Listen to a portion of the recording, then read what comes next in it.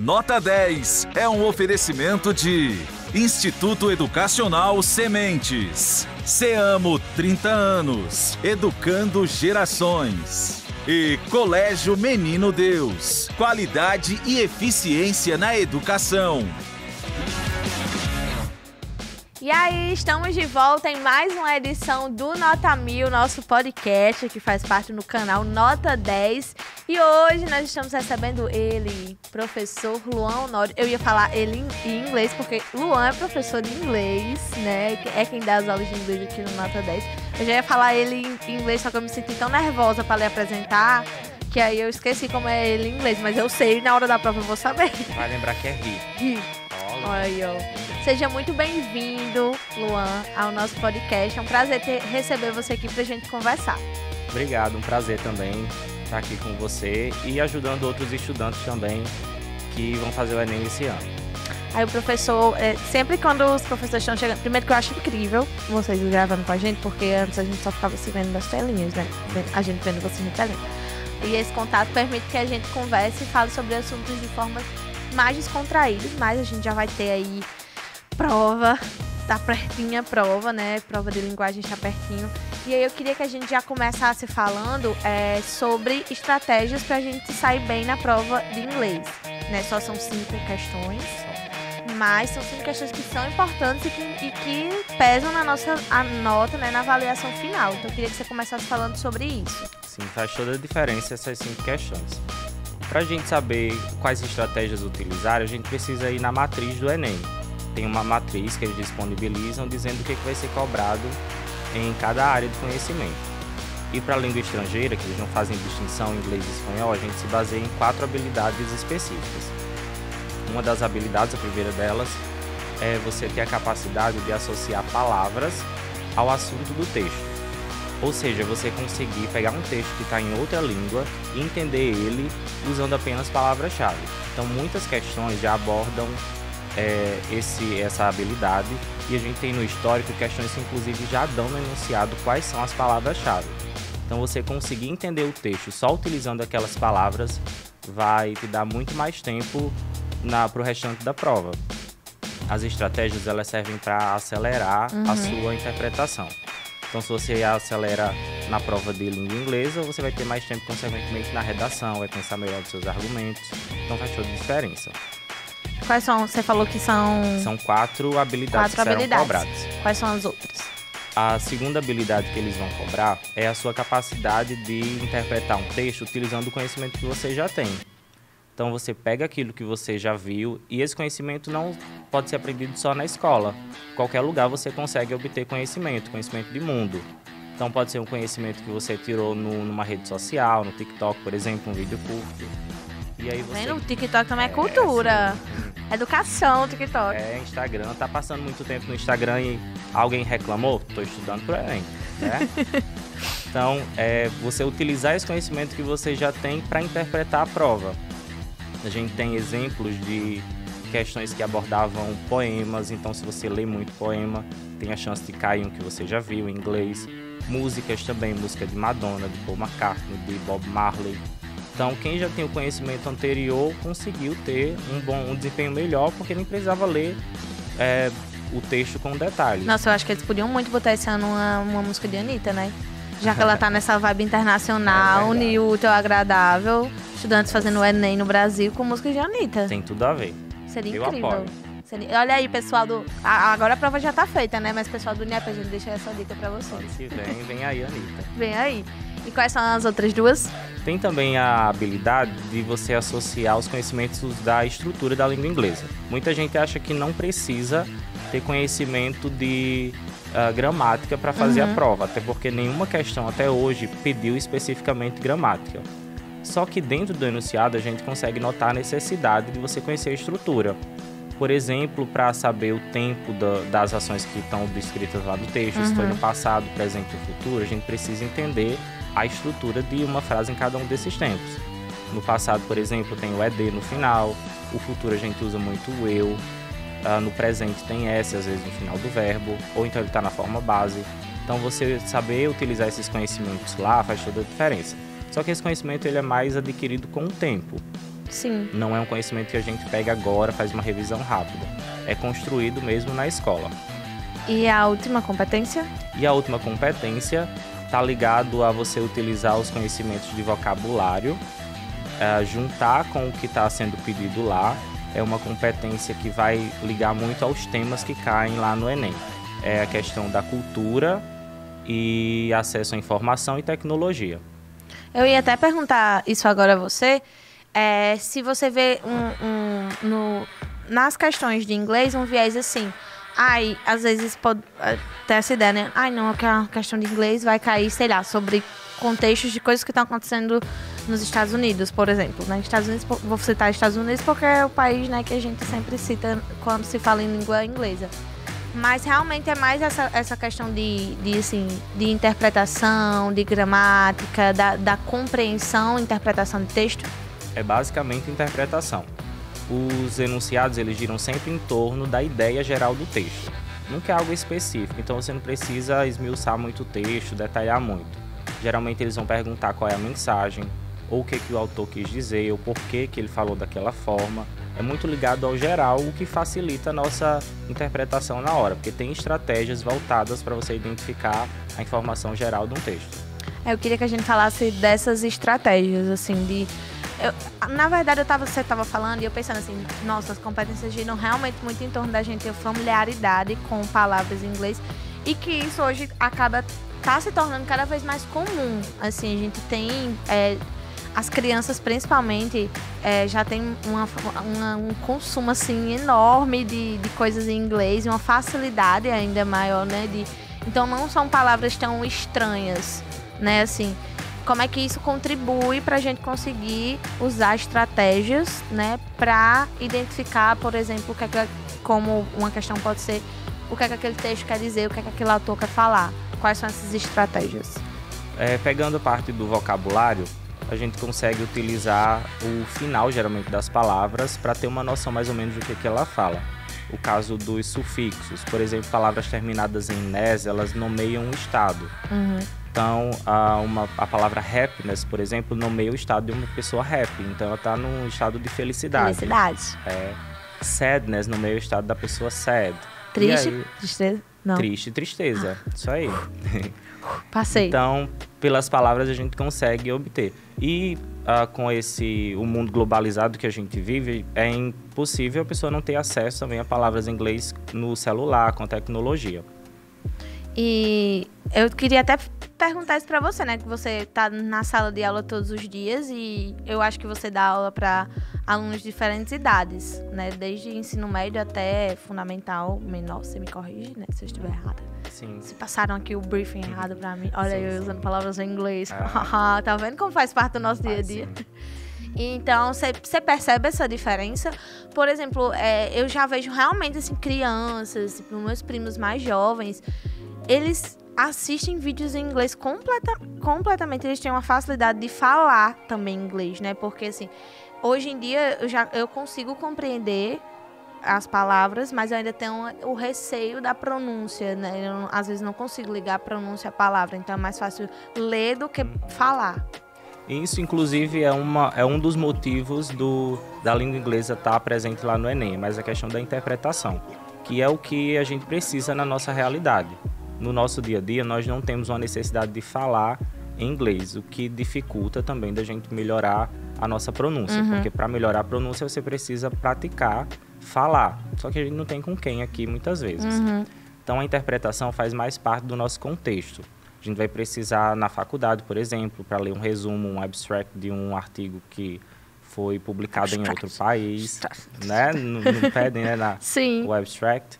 Então, essa necessidade no Brasil ela é maior na leitura mesmo.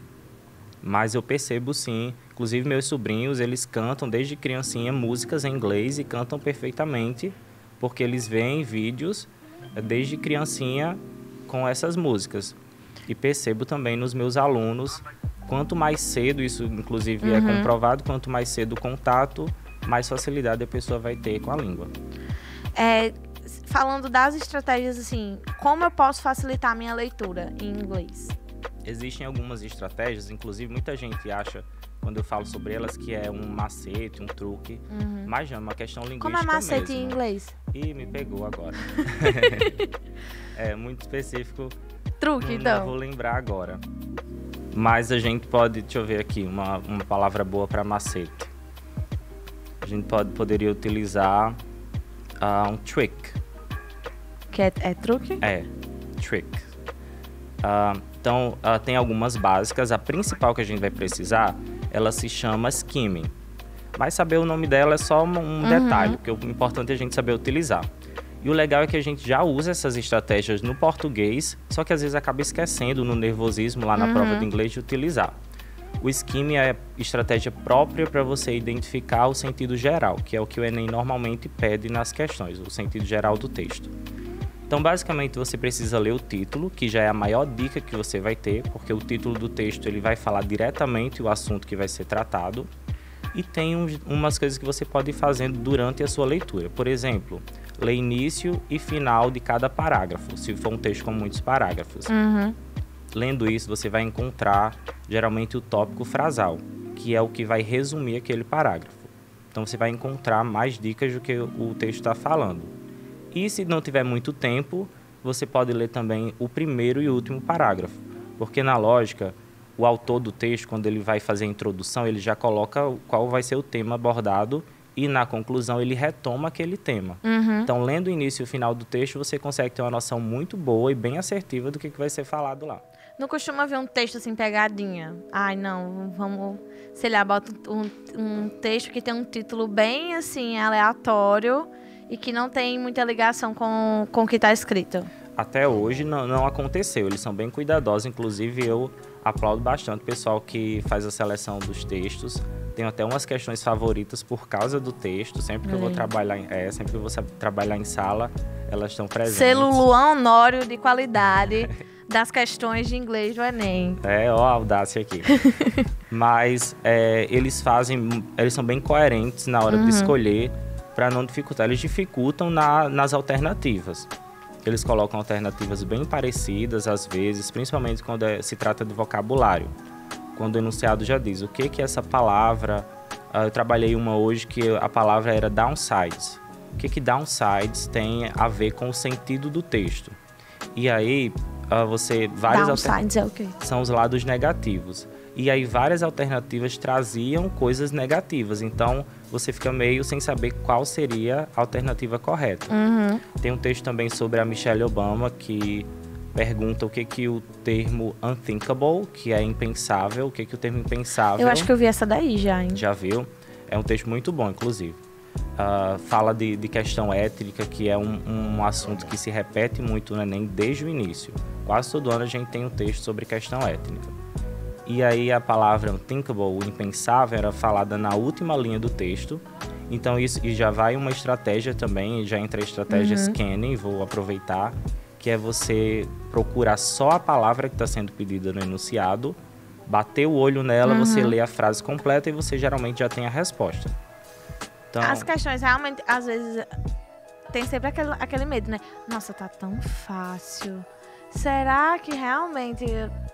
Será que é isso mesmo? Será que não é uma pegadinha? E nessa tem uma pegadinha. Porque a resposta correta trazia uma tradução que é uma tradução possível para o unthinkable, que é improvável.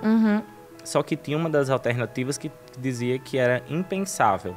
Então já levava a pessoa para a tradução direta, impensável. Mas na verdade a alternativa correta era improvável, que é algo também que tem a ver com a palavra.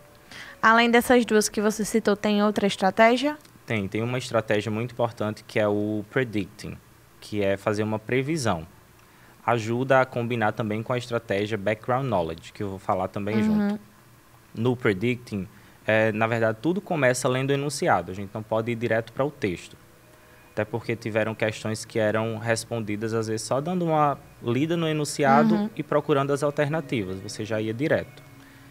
E principalmente quando o enunciado ele pede uma coisa específica. Porque imagina você ler o texto inteiro, de cara, e aí chega lá o enunciado queria saber só sobre a palavra... Lê, né? Lê, você passa 2 horas lá tentando traduzir. E chega no enunciado ele queria saber só o que unthinkable significa. Então você perdeu muito tempo. Então primeiro começa lendo o enunciado e entendendo o que ele quer saber daquele texto. E aí você procura exatamente aquilo. E o predicting é você tentar fazer uma previsão antes de ler o texto. Entender o enunciado, dar uma olhadinha nas dicas que o texto tem. Se o texto tem imagem, você vai olhar para aquela imagem e tentar prever qual vai ser o assunto. Não é uma previsão aleatória, é uma previsão consciente com base nos fatos que você tem ali. O texto, o título do texto, palavras em negrito, palavras repetidas também são dicas importantes. Muitas questões são resolvidas olhando palavras que estão repetidas, que estão parecidas com o português.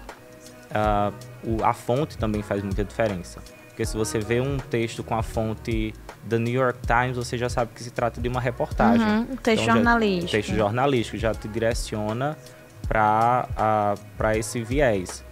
Então, usar essas dicas e tentar prever o assunto do texto, ajuda a chegar na próxima estratégia, que é o background knowledge, que é o seu conhecimento de mundo, que é aquele conhecimento que é cobrado lá nas habilidades que eu falei da matriz do Enem, de conhecimento próprio que você já traz. E aí, por que é importante a gente fazer essa previsão? Porque quando eu penso naquele assunto previamente, é como se o meu cérebro abrisse umas gavetinhas e deixasse já pronto tudo que eu sei sobre aquilo. O HD rodando, hein? Vai rodando. O que eu vou usar hoje? É tipo quando a gente faz a pesquisa lá no computador, você coloca a palavra que você está procurando e ele vai e disponibiliza todos os arquivos, todos os programas no seu computador que tem aquela palavra. Então, quando você pensa previamente, você fica mais predisposto a entender aquele texto. Você vai entender até palavras que não entenderia se fizesse uma leitura de primeira mão. Isso aconteceu, inclusive, com meus alunos recentemente. Eles estavam estudando em biologia os problemas de visão, miopia, hipermetropia. E no material de inglês, o assunto da unidade era a anatomia do olho em inglês. Então tinha muito termo técnico, muita coisa muito específica e que eles pegaram facilmente porque eles tinham estudado aquele assunto. Então já tinha as caixinhas lá preparadas, quando eles bateram o olho na imagem de abertura do capítulo, facilitou a interpretação deles do restante. Eu sempre gosto de falar no Nota 10 sobre dar dicas, né? E falar, principalmente em inglês e espanhol também, como a gente consumir conteúdos assim, séries, filmes, ouvir músicas, contribui pra gente estar expandindo o nosso conhecimento, assim, até mesmo do vocabulário. Você indica para os seus alunos, não vejam as séries dubladas, vejam as séries legendadas. Ganha 2 pontos quem assistir a série legendada. Eu falo sempre para eles que é muito, além da questão do aprendizado, é muito legal também você ver a reação real ali do ator que está interpretando, a entonação real dele, é muito legal. Mas faz toda a diferença quando você consome o conteúdo, porque no nosso dia a dia a gente não tem tanto contato com o inglês. Você vai no mercado, não tem gente falando inglês. Então a gente tem que aproveitar as oportunidades que temos na mídia para fazer isso, para ter esse contato maior. E série, algumas pessoas relatam que não consegue, diz que assiste só série legendada e não consegue. Mas um detalhe é que a gente precisa aprender a aprender com série, tendo o objetivo de aprender. Então você tem que assistir, prestando atenção no que eles estão falando, relacionando com o contexto lá da situação, assistir mais de uma vez o mesmo episódio, para você conseguir ir melhorando a sua compreensão. Eu gosto mais de assistir legendado, né? Assim, porque justamente traz essa entonação real do personagem, né? Exceto algumas, por exemplo, não sei se você conhece Rick and Morty. Não. Agora eu tô assim, com medo de falar as coisas em inglês, porque o professor está aqui é uma animação? É uma animação conheço. de... como é que chama? Isso aqui é científica. Ficção científica? Ficção científica. Sci-fi. Isso, é uma ficção científica. E aí eles fazem a dublagem pro português. Aí é bem engraçado, porque eles fazem a dublagem para o real, tipo, pro nosso contexto. É, tipo, teve uma vez que eles falaram assim, mas você não é nem a Xuxa, tipo isso. E aí eles trazem referências do Brasil pra dublagem. Mas quando não tem essa preocupação, assim, até mesmo para ganhar mais o público, aí eu prefiro ver justamente porque... Só que eu percebo que é prática, assim. As primeiras vezes que você assiste legendado, você não consegue acompanhar com tanta facilidade. Às vezes eu volto o episódio pra rever, porque eu não acompanho a legenda. Não sei se isso acontece com você, meu olho fica assim, eu olho pra onde, eu olho pra onde, eu olho pra onde, aí você fica um pouco confuso. É assim mesmo que funciona. Tem algumas cenas que são muito rápidas, a pessoa fala muito rápido, outro personagem já fala por cima. Mas se você está assistindo com o objetivo de realmente aumentar o seu vocabulário, é dessa forma. Você vê, revê, volta. Se quiser melhorar também a pronúncia, você pode pausar e repetir o que a pessoa falou. E eu até já falei sobre ele aqui. Eu acho que a gente tá num podcast falando sobre inglês e eu acho que a gente não pode deixar de falar dele. Eu não sei se você sabe do que eu tô falando. Do verbo to be. Ah, claro. Claro! Eu perco a minha carteirinha de professor de inglês se eu não falar do verbo be. Você tipo assim, tem que falar disso aí. Tem que falar disso aí e cabe ao aluno, então, né, representando os alunos, por que eu vou passar a vida inteira vendo o verbo to be? Como é que isso, assim, vai impactar na minha vida? O verbo be, ele é um verbo muito utilizado. O sentido dele é ser ou estar, mas ele não é usado só para isso.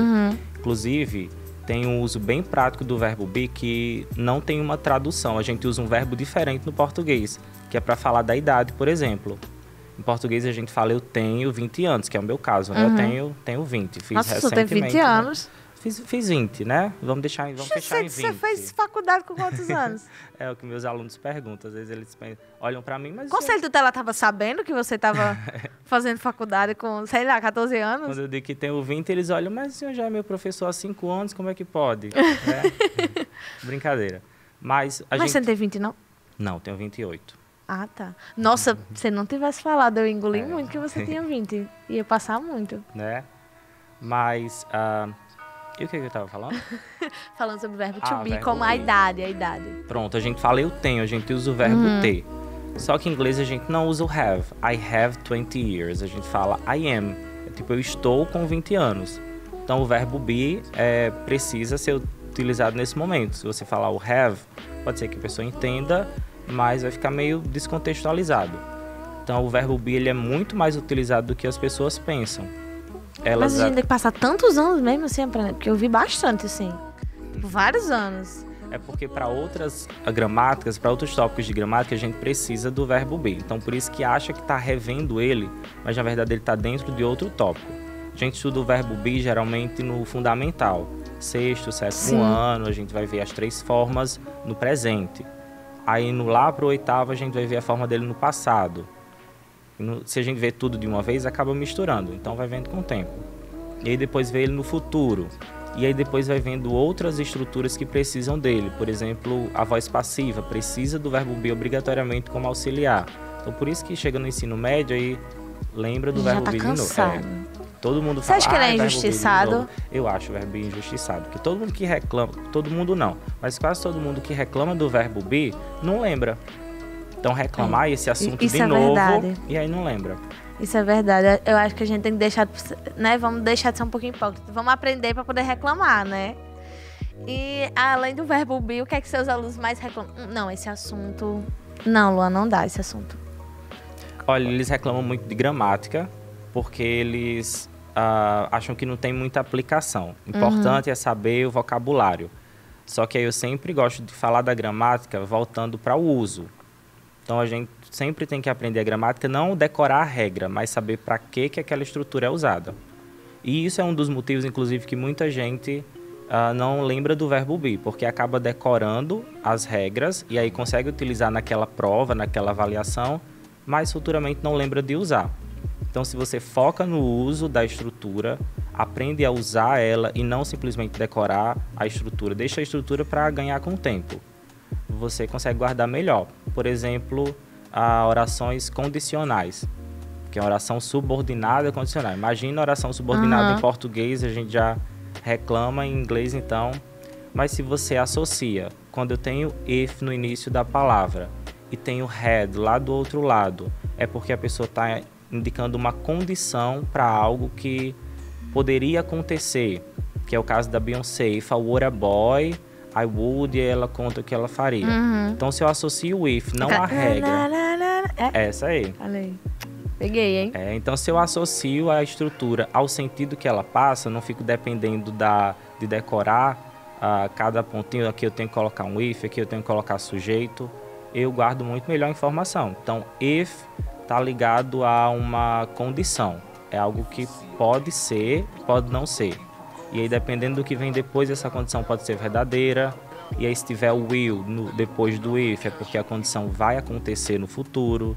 Se tiver um verbo na forma normal dele, sem AD, sem nada no final, é porque aquela condição sempre acontece daquele jeito. Que é o caso de, se eu aquecer água a 100 graus, ela começa a evaporar. É uma coisa que sempre vai acontecer desse jeito. Então, eu tenho o if no início e depois eu tenho um verbo na forma base dele. E o que é que a gente já falou que tem dificuldade, né? Mas quais assuntos você acha que são mais fáceis de a gente aprender em inglês? Quando eles são mais novos, eles têm muita facilidade de guardar o vocabulário. Por isso que é importante começar bem cedo a ter contato com a língua. Então, eles guardam muito. Eu lembro, meus alunos, eu estou com alunos agora que vão fazer o Enem, eles foram meus alunos no 7º ano. Então, não tinha como você ter 20 anos mesmo, né? Então, às vezes, eles usam alguma palavra, alguma coisa que eu lembro de quando eles aprenderam lá no 7º. Eu lembro da aula que foi sobre aquele assunto. Então, a maior facilidade é para o vocabulário. E também, na questão da fala, eles têm mais facilidade para ouvir do que para falar. Geralmente, até pelo costume de ouvir música, de séries, tem mais facilidade. Você costuma usar esses recursos, né? Você falou de Beyoncé, né? Aí você costuma usar esses recursos no... Agora, suas alunas estão obrigando você a levar músicas de Taylor Swift? Pois é. Eu fazia... Geralmente, final de bimestre, eu gostava de fazer um quiz musical com eles. Às vezes, eles ouviam um pedacinho de uma música e tinha que dizer o título. E aí, no início, eu comecei fazendo com as músicas que eu gosto. Que são músicas variadas. E aí, eles começaram a me perguntar: professor, de onde é que o senhor tira essas músicas, né? Tá precisando de ajuda? O senhor tá bem? Né? Eles perguntavam, né? A música então, ele triste, tem dado né? sinais, o professor tá dando sinais. Né? Eu com a música do Paul McCartney, alguma coisa assim. O senhor tá triste, né? Converse com a gente. E aí eu comecei a pegar... Cada aluno é uma coisa incrível. E aí eu comecei a pegar músicas da Billboard e agora é só o que eles gostam, né? Esses K-pop, eles exigem. Quando eu faço a atividade e não tem a música que eles queriam, eles já deixam para a próxima. Na próxima tem que trazer essa daqui. Você no início do bimestre. Pessoal, vamos fazer a playlist. Passa aí uma listinha das músicas que vocês escutam em inglês e botando para eles fazerem as atividades. Sim. Eles não ficam com ranço, não, das músicas, porque uma vez eu fiz ainda no Fundamental uma atividade, aí era música... Cara, eu não lembro qual era a música mais... Mas tinha até uma versão de Michel Teló, que era Ai Se Eu Te Pego, que era em... Não, eu lembrei. É aquela música do Crepúsculo, que é uma choradeira que sou.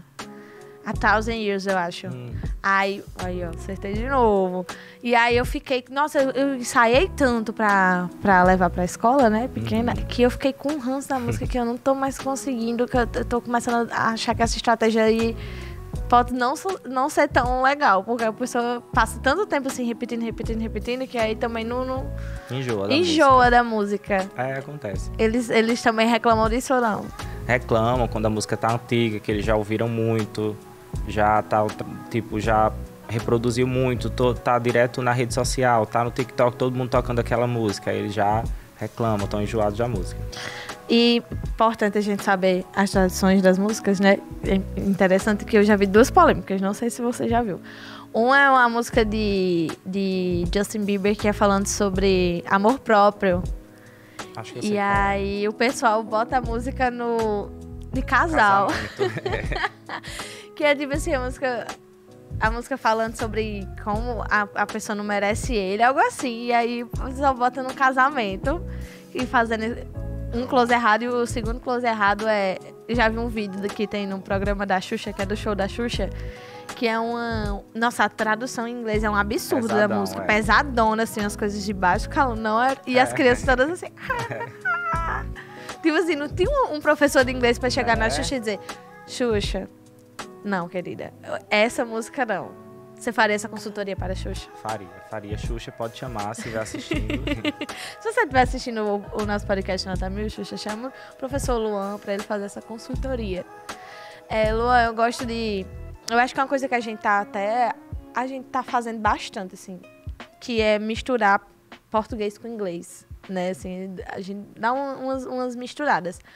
E aí, eu vou fazer um teste aqui com você. Um teste não vai ser um teste, vai ser realmente para satisfazer uma coisa que eu acho legal. E aí, eu comecei a chamar os bairros e os lugares daqui de Mossoró. Adoro. Pelo nome em inglês. Então, a Rio Branco é White River, pra mim. Aí, a Nova Bethany é a New Bethany. New Bethany. E aí, eu quero que você vá dizendo os outros. Porque chegou no meu limite de conhecimento aí, no New Bethany e White River. E esqueci, tem uns outros também que eu costumo dizer. Onde é que você mora? Eu moro na New Mossoró. Lá na Nova Mossoró. Mossoró. Agora vamos os outros, tipo 12 anos. 12 years. Bom Jardim. Bom Jardim é... Peraí, vou acertar. Good Garden. Good Garden. Olha aí, Good Garden. A diferença do que eu tô falando da pronúncia, né? Você fala, Good Garden, um negócio assim bem... E eu Good Garden, bem... Não, mas tá ótimo. O importante é O importante é entender, né? Sim. Agora eu moro lá no Alto de São Manuel. Eu fiquei com muita dúvida desse aí. Alto de São Manuel, porque o negócio para traduzir o nome do santo não foi fácil. Como é que você faria? Talvez eu diria High of Saint Manuel. Manteria o nome dele pra não traduzir. Porque quando eu coloquei pra traduzir santo, aí apareceu vários Sir. Aí eu fiquei santo, Sir, santo, santo. Pode ser Saint. Fica um pouco confuso. Deixa eu pensar em outro. Eu adorava fazer com meus colegas da faculdade. Eu tinha um colega de bairros também? E da cidade também. Tipo, tem um colega que era de White Sand. De areia branca. Areia branca. Nossa, mas o da cidade eu acho mais complicado. Porque você tem que fazer... muito específico. Tipo, é muito específico. Como é que ficaria Mossoró em... Mossoró fica... Moscou. Todo mundo chama Mossoró de Moscou. Mas aí, como é que ficaria Mossoró? O pessoal de fora que eu conheci, eles só mudavam a pronúncia mesmo, né? Falavam Mossoró. Mossoró. Mossoró. Mossoró is very hot, eles diziam. Apodi. Tipo, como é que Apodi fica? Pois é, só mudaria a pronúncia mesmo. Apodi, talvez. O pessoal usa Apple Disney, né? Tá vendo como... Às vezes eu acho mais legal o nosso inglês. A nossa forma, tipo, de abrasileirada, de transformar. Tem coisa que só tem em português, não tem jeito. Tipo, eu falo com os meus alunos. Bonitinho da Cobal. Como é que você vai dizer? Como é que Little Beautiful from Cobal. Não tem o mesmo impacto do Bonitinho da Cobal, Little Beautiful from Cobal. From Cobal. Não tem o mesmo impacto. Não tem. Realmente Bonitinho da Cobal é um... E assim, não é bonitinho, né? Bonitinho. Bonitinho. Qual outra língua tem bonitinho? Não tem. Em inglês, às vezes, fica sem graça quando a gente compara com a nossa forma de falar. Nossa, tinha outros também, mas eu acho que eu já esqueci. Mas eu adoro fazer isso. E às vezes misturar mesmo. Tipo, quando a gente tá falando de uma coisa e dá uma misturada em inglês com português, acaba ajudando a gente, como você falou, sobre a importância da gente ter um repertório, né? Uhum. E você incentiva isso também para os alunos? Sim, às vezes tem uns momentos da aula que eu falo só inglês. E aí eu incentivo eles a me responderem também, a participarem em inglês. Só que alguns ficam com vergonha ou dizem que não sabem totalmente. Eu digo, fale o que vocês lembrarem em inglês e mistura com português também. Vai misturando aí que dá certo. Mistura as cores, tá? Hora blue e amarelo, e red e preto e assim vai. E, Luan, tem alguma outra coisa muito, muito importante que a gente não pode deixar de falar sobre inglês pra gente se preparar pro Enem? Para o Enem, é uma dica geral, que é você chegar lá tranquilo. Faz toda a diferença quando você faz uma leitura do texto com tranquilidade. Uhum. Porque se você chega lá meio preocupado para fazer tudo muito rápido, porque precisa de uma rapidez, mas também precisa de você ter um direcionamento. Uhum. Então chega lá com calma, lê bem o enunciado, é o principal, o primordial, entender o que ele está pedindo e procura só aquilo, e sempre da forma natural de leitura. não fica indo para cima e para baixo do texto, lê do jeito que a gente lê normalmente, esquerda para direita, de cima para baixo, com calma que chega na resposta. E você acha melhor começar pelas linguagens, abrir a prova de linguagens, começar pela língua estrangeira ou não? Eu acho interessante porque você, para quem acha mais difícil, você já se livra de uma coisa difícil, e para quem tem facilidade, você também já começa bem tranquilo a prova. A gente já está chegando ao fim, né, do nosso podcast. Eu pergunto sempre para os professores, né, alguma coisa sobre a trajetória deles, porque o Enem, além de ser uma prova muito importante assim, para ver o nosso conhecimento, é também uma forma da gente decidir nosso futuro, né? O que eu vou ser? Eu vou fazer o Enem, vou tirar uma nota, botar no SISU, o que é que eu vou ser? E o que é que foi importante na sua trajetória para você decidir, não, eu vou fazer isso, vou fazer inglês e vou ser professor? O fator que me fez decidir foi realmente os meus professores. Eu tive professores muito bons, principalmente de inglês. Eu gostava muito das minhas professoras de inglês. Então, ver a forma como elas davam aula, como elas se mostravam gostar daquilo, fez toda a diferença para mim. Desde criança eu já tinha uma vontade de ser professor, só não sabia muito do que. E aí, crescendo e vendo os meus professores, vendo a dedicação deles e vendo como eles ficavam também satisfeitos com o nosso resultado, qualquer coisa que a gente aprendia, eles já estavam muito alegres com isso, me fez tomar essa decisão. Você fica assim também com seus alunos? Fico. Eu trabalhei numa escola que eu entrei já na metade do ano, e era uma escola pública, e eu pedi os alunos do 7º ano para pegarem o book. E aí eles não sabiam o que era o book, ficaram perguntando o que era. E aí quando chegou no final do ano, que eu já estava pedindo, eu não precisava mais traduzir, eu dizia, cadê o book? E pedia para eles pegarem, eles já iam abrindo a mochila e pegando. Para mim já foi um avanço. Você é um rap. Falando do Enem, a escola que eu tô agora, ela faz uma reunião, depois que sai o resultado do SISU, com os alunos que foram convocados, foram aprovados. E também eu fico com a manteiga derretida nesse dia, eles vêm agradecer e eu já começo a chorar. Você só crying. Fica emocionado vendo o resultado deles? Fico, porque é um momento muito importante, é uma realização dos primeiros sonhos deles, né? Chegar na faculdade e começar a seguir o trajeto deles na vida adulta. Aí, bom, professor, muito obrigada por participar tanto do Nota 10 quanto do nosso podcast Nota 1000. Queria só que você desse um recadinho final aí para aquela força. Galera, vai dar certo. Bom, eu acredito muito em vocês, na capacidade de vocês que estão estudando esse tempo, estão se dedicando. Tenho certeza que vocês vão ter um ótimo resultado. Lembrem sempre que conhecimento é poder. Quanto mais vocês adquirem conhecimento, mais vocês se empoderam. Então, usem esse poder todo e demonstrem lá na prova do Enem. Tá, e eu adoro quando os professores deixam um recado final, porque, na verdade, é pra mim, entendeu? É um conforto. Assim. O conforto pra mim, aí, por consequência, o pessoal escuta também, mas o conforto é pra mim. Professor, muito obrigada por participar. Foi muito bom ter você aqui. E para você que está aí nos acompanhando, quer conferir mais conteúdo, ainda dá tempo, viu, de rever algumas coisas, de fazer algumas revisões. Entra no nosso canal Nota 10, vê o nosso conteúdo lá no Instagram, @Nota10TCM. Também você pode, como eu sempre ressalto, rever todo o nosso conteúdo através das multiplataformas da TCM, seja aqui no nosso papo descontraído, relaxar, ou seja, para dar aquela última revisada, ainda dá tempo. Eu volto depois com mais podcast Nota 1000. Tchau! Valeu! Nota 10 é um oferecimento de Instituto Educacional Sementes. Seamo 30 anos, educando gerações. E Colégio Menino Deus, qualidade e eficiência na educação.